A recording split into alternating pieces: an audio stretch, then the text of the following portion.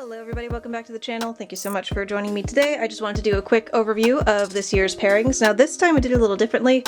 We're actually about 4 months into my breeding season, so I've already got 4 locks with all of my breeders, but I actually wanted to know how it was going before I decided to do a video about them. And since they all seem to about be doing what they're supposed to do, this seems like a good time. Alright, let's start with Lolita here. She is my now adult, probably about 3.5 years old, Candino female. I got her from Proper Royals, and she's been doing so excellently well ever since I got her. She's eaten really well, she is paired every time I've put her and her male together, except for this last time. She decided to be a little bit more coy on this last pairing and decided that she wasn't going to lock, and I don't know if this means she reabsorbed or you know, if it means that she's just kind of done pairing and is ready to move on to the next stage, but she was showing signs of building, bull wrapping and everything, getting nice and thick, and she was eating really, really well, but she is a first-time female, so I guess anything could technically happen. I know nothing is guaranteed with this, but I'm very excited for this pairing. This is a major stepping stone toward a long-term future project, and I would really, with how few breeders I have, and I don't have a lot of chances, I would really like her to go ahead and poop out a clutch for me, so you know, we'll see. I'm just kind of banking on luck here. But as you can see, she's gorgeous. She has great contrasting color, really excellent bright oranges and yellows, and very pretty purple. So she'll make some very pretty Candinos. I've gotten to the point where I removed all the furnishings in her enclosure so I can watch her body condition and her behavior a little more closely. This is something that I do in the final few months of breeding, because when I have all of their logs and sticks and leaves and hides in there, I can't really see exactly what the females are doing hour to hour and day to day. Let's do a little bit of feeling for those follicles. Ooh, definitely just felt a poop move in there. Oh. And I am actually feeling follicles. Multiples, actually. Let's try that again. So kind of sideways here.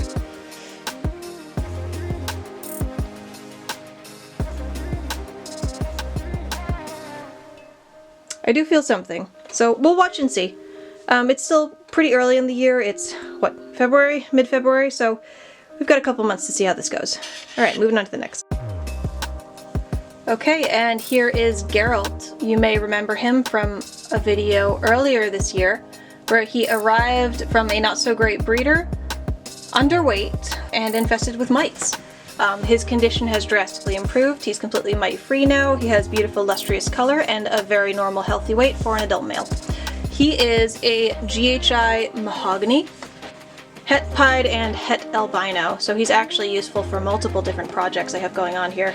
He has already paired to a couple of females and has locked no problem. He's a great breeder. He also eats really well. He has an awesome, tolerant, docile personality, usually very relaxed with handling. So he does everything he's supposed to, and he does it really, really well. I'm very happy to have him, and very happy I was able to inadvertently rescue him from a not great situation. But he's got a very comfortable, happy home here, where he will breed many females. He's actually pairing to 2 females. One was, as you just saw, and I will show you the second female momentarily. Okay, next up, and the other female that Geralt is pairing to is Annabelle. She was also mentioned in a previous pairing video. She was the female that wasn't quite getting up to size because she wasn't eating reliably enough, and she wasn't the same weight of other snakes her age. She's actually about the same age as Lolita, and now they're pretty similar in size. She's done a lot better eating this last year. She's also done really well pairing, which I've been pretty shocked about. I thought she would have a harder time. But she looks like she's building well. She's doing all the right behaviors. But I think that I might want to get one more lock-in with her. She has gone off of food, as well as the other females, I guess, too, but she was one of the first to go off of food, of course. She is a GHI Mojave, and she is by far my pickiest, moodiest, most touchy snake. She's not straight out mean or aggressive or anything, but she's inherently fearful, which is not something that I really want to keep producing, so I bought her, I raised her up, I'm going to produce 1 clutch with her, and then she's going to be on her way as soon as I can sell her as a proven breeder, because she is gorgeous, she has great color and great contrast, and if she goes on to lay, then she does what she's supposed to do as a breeder. As you can see, she has very nice and thick and strong body condition, really good muscle tone, and it looks like we've got some pretty good building going on, so I mean, God willing, you know, it's a picky female and it's her first time attempting to breed, so anything could happen, but she's looking great, she's doing well, so keep it together for me, Annabelle, you can do it. Well, she's like loaded. Damn. That's a good girl. Alright, sorry baby girl, I have to take this from you. I think she's actually a lot closer to laying than I thought. She, yeah. I think I have to pull this side. So, Jagger here will be the one pairing to Alice. He is a pastel yellow belly heteropide. This is a big deal to me because he is the son of my 18-year-old female Lucy and one of 2 holdbacks from my first ever clutch. So this is a proud moment. He's finally a little over 2 years old and ready to pair. He has paired twice successfully now with Alice without hesitation. They were literally locked within maybe an hour of me putting him in there, and he's very tolerant. He has a terrific personality, a slammin' eater, and now apparently a great breeder.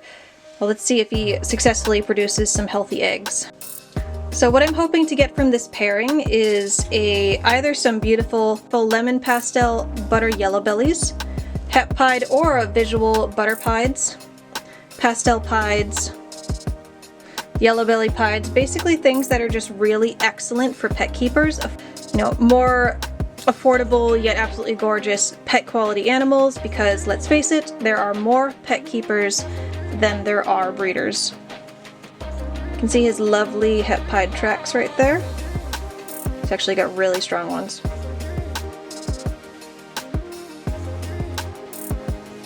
He has a little bit of a ringer too.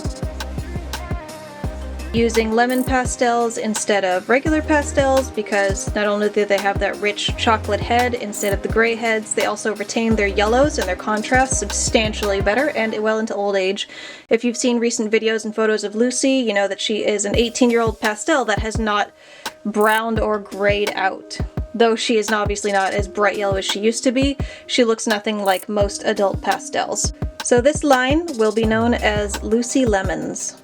Very well-behaved snakes that handle stress well, breed reliably, eat reliably, have excellent personalities, and will be great for both the breeder and pet keeper alike.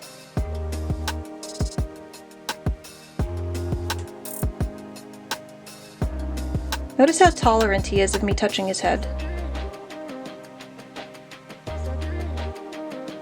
I know you can't see it, but he's actually resting his chin on my hands. Now he's rubbing my hand.